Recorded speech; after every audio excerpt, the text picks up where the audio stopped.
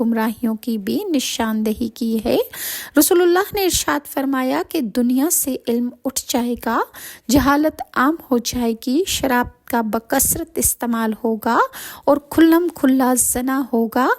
اس کے علاوہ جو فتنے قیامت کے قریب ہوں گے اس کے بارے میں رسول اللہ نے ارشاد فرمایا کہ سرزمین عرب میں چراگاہوں کا بننا اور نہروں کا جاری ہونا، دولت کی فراوانی ہونا، دریائے فرات سے سونے کا پہاڑ ظاہر ہونا، اس قسم کی احادیث جو ہیں وہ شامل ہیں۔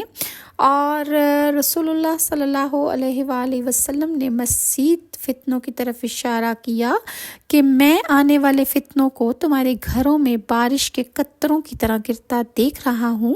بعض فتنے گرمیوں کی آندھی کی طرح تند و تیز ہوں گے جو دین اور ایمان نام کی کوئی چیز نہیں چھوڑیں گے۔ بعض فتنے ایسے شدید ہوں گے کہ